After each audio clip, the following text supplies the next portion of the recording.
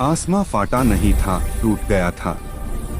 दूर आसमां के कोने पर एक लाल किरण फूटी, जैसे खुदा ने अपनी लकीर मिटा दी हो। इस बर्बादी के दरमियान एक शख्स खड़ा था, रकीम का गुरु।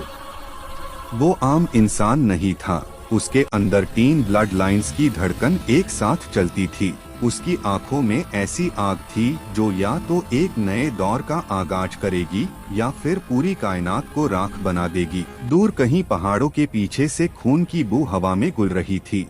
फिर जमीन लरज उठी, हवा जम गई, आसमां गरजा, जैसे कुदरत ने खुद अपनी नींद तोड़ दी हो।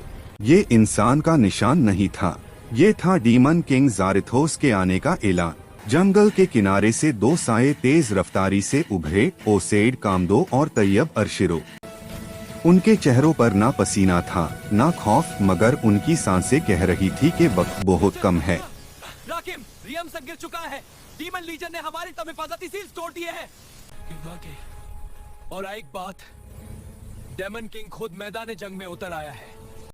ये जंग अब सिर्फ जिंदा रहने के लिए नहीं, तकदीर बदलने के लिए है। राकिन की आंखों की आग और तेज हो गई। वो धीरे धीरे खारा हुआ आसमां में बिजलियां खेलने लगी और जमीन से आग के फूल उभारने लगे। अगर डीमन किंग आ चुका है तो ये जंग किसी रैम के लिए नहीं, अब भी मेरी रूह के लिए है, और मैं अपना खून बहा दूंगा। लगे राकिन कागुरो, ओसेड कामदो और तैयब अरशिरो घने जंगल के बीच खाराई थाई, जहां हवा भी रुक गई थी। पट्टे हिलना बंद हो गए, जमीन ने सांस लेना छोड़ दिया और एक ऐसी खामोशी छा गई जो सिर्फ एक बात कह रही थी, जंग शुरू हो चुकी थी। ऊपर आसमां फिर से फट गया, उसके अंदर किसी ने एक कला नक्श बनाया, जैसे आसमां की हड्डियां तोड़ दी गई हूँ। उस दर्द से छोटी छोटी साए निकलने लगे।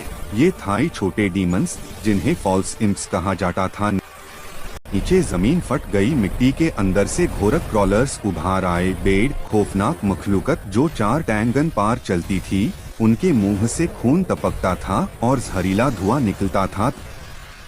तैयब अरशिरो ने अपना दाया हाथ घुमाया, उसके आसपास बिजलियों का तूफान उभार आया। हवा बिजली की बरसात में तब्दील हो गई। उसने हाथ आगे बढ़ाया और आसमां से एक लंबी बिजली की लकीर नीचे आई। पहले इनका जिस्म चीर दिया और तीसरे चौथे डीमंस को भी जलकर राख बना दिया। उनकी चीखें हवा में गूंज गई। ओसेड कामदो ने अपनी तलवार निकाली। ये आम तलवार नहीं थी, इसका ब्लेड अंधेरे से गुथा हुआ था। जमीन के झटके और तेज हो गए और जंग का असल दौर अब शुरू होने वाला था।